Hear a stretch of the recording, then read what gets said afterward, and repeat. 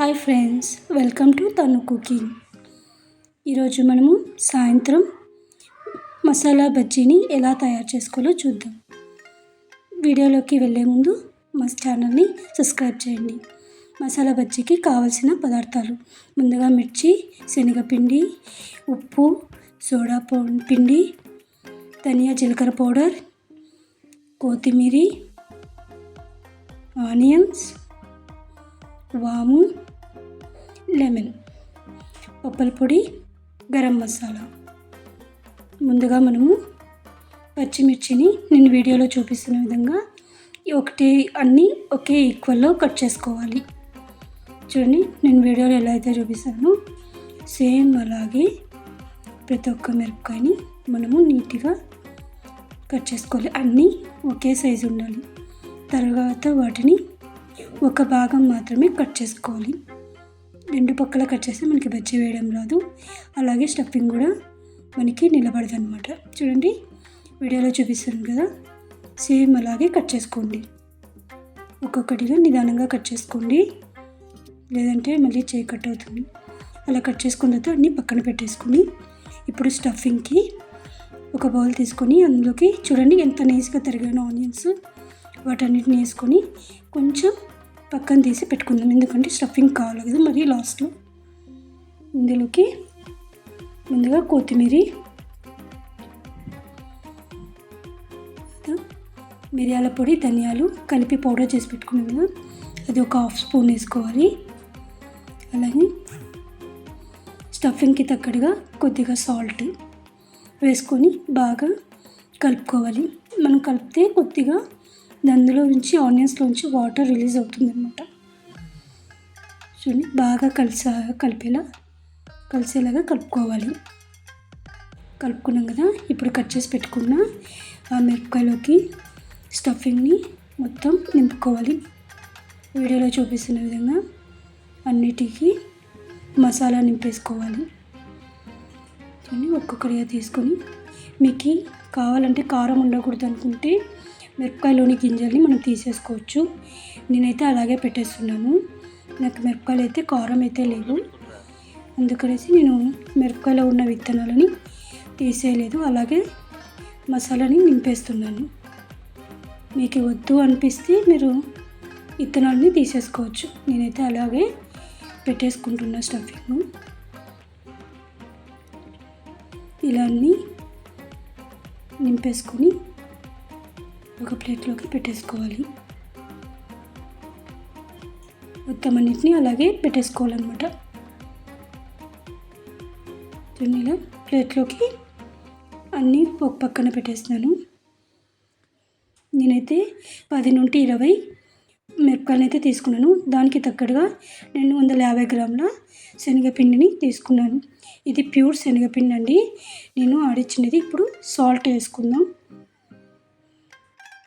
తర్వాత వాముని కొద్దిగా చేతిలోకి వేసుకొని క్రష్ చేసుకోవాలన్నమాట. చేతితోనే మనం క్రష్ చేసుకుందాము.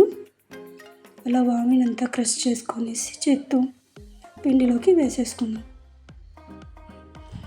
ఇప్పుడు కొద్దిగా సోడాపిండి వేసుకొని ఒకసారి అలా కలుపుకునేసేసుకొని ఇప్పుడు వాటర్ తీసుకొని ఫస్ట్ కొన్ని వేసుకొని పిండిని అట్లా 2-3 సార్లు కలుపుకున్న తర్వాత మరి ఇంకొంచెం కొద్దిగా నీళ్ళని యాడ్ చేసుకుంటూ పిండిని వడలకి మన ఏదైతే కన్సిస్టెన్సీ కావాలో అలా పిండిని కలుపుకోవాలి, స్మూత్గా కలుపుకోవాలి. ఇలా కొద్దిగా వేసుకుంటూ కలుపుకోవాలి.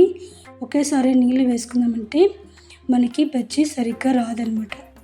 పిండి మిరపకాయకి పట్టుకోకుండా డివైడ్ అయిపోతుంది, మనకి వడ రాదు. అందుకని ఇలా చూసుకుంటూ కొద్దిగా నీళ్ళు వేసుకుంటూ కలుపుకోవాలి. చూడండి, ఇలా పేస్ట్లా స్మూత్గా రావాలన్నమాట. ఎక్కడే కానీ ఉంటలు లేకుండా, బబుల్స్ లేకుండా వచ్చింది కదా. ఇప్పుడు దాన్ని పక్కన పెట్టుకుని ప్యాన్లో మనకి డీప్ ఫ్రైకి సరిపడా ఆయిల్ వేసుకుందాం. ఆయిల్ హీట్ అయ్యేంత వరకు వెయిట్ చేయాలన్నమాట. చల్లని నూనెలో వేస్తే మనకి వడలు సరిగ్గా కాలవు, అలాగే నూనె పట్టేసుకుంటుంది. అందుకని నూనె బాగా హీట్ అవ్వాలి. నూనె హీట్ అయిందా లేదా అని నేను కొంచెం పిన్నేసి చూసుకున్నాను. నూనెలోకి వేయగానే అట్లా పైకి వచ్చేసింది చూడండి. ఇప్పుడు వడలు వేయడానికి రెడీగా నూనె హీట్లో ఉందన్నమాట. ఇప్పుడు ఒక్కొక్కటి తీసుకుని నూనెలో తీసుకుని మనం స్టఫింగ్ ఏ సైడ్ అయితే పెట్టుకున్నామో అది పిండితో పూర్తిగా కవర్ చేసుకోవాలి. లేదంటే లోపల ఉన్న మసాలా అంతా నూనెలోకి వచ్చేసి నూనె అంతా గలీజైపోతుంది. చూడండి, నేను వీడియోలో చూపిస్తున్నాను కదా, అలాగే వేసుకోవాలన్నమాట. మనం ఎక్కడైతే మసాలా పెట్టుకున్నామో అది పిండితో కవర్ చేసుకోవాలి. అప్పుడు బజ్జీలు చాలా నీట్గా వస్తాయి.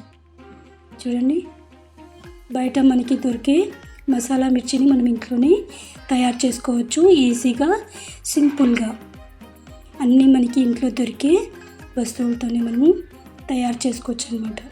దీనికి పెద్దగా ఏమీ అవసరం లేదు. శనగపిండి, వాము, ఉప్పు, ఆనియన్స్, కొత్తిమీర ఉంటే చాలు. మనం బజ్జీని ఇంట్లోనే తయారు చేసుకోవచ్చు, మసాలా బజ్జీని. ఎప్పుడు బయట చేసినవి తినకుండా ఇలా ఇంట్లో ట్రై చేయండి. చాలా ఇష్టపడతారు ఇంట్లో వాళ్ళు కూడా, మన పిల్లలు కూడా. హెల్త్ ఇష్యూస్ అనేవి రావన్నమాట. ఇంట్లోనే హెల్తీగా ఇలా చేసేసుకోవచ్చు అనమాట. మనం ప్రతిసారి బయట కొనాలంటే ఇబ్బంది అవుతుంది కదా, అది కూడా వాళ్ళు నూనె ఫ్రెష్ చేస్తారు వేయరో మనకి తెలీదు. మనం ఇంట్లో అయితే ఎప్పుడు కావాలంటే అప్పుడు మసాలా బజ్జీని తయారు చేసుకోవచ్చు.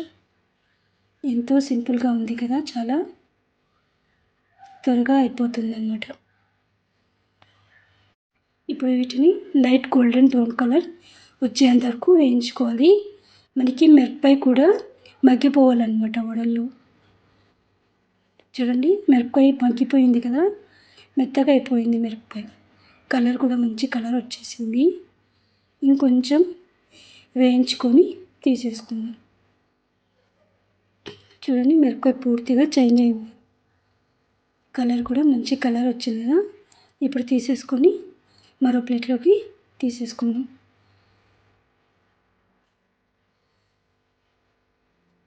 మా ఇంట్లో అయితే వర్షాకాలంలో అప్పుడప్పుడు వేసుకుంటూ ఉంటాను. ఇప్పుడు సమ్మర్ వచ్చేసింది కదా, ఈవినింగ్ స్నాక్స్కి మాత్రమే మనము ఇంటికి వస్తేనే పిల్లలు అమ్మ ఏం చేసావు అని అంటూ ఉంటారు కదా.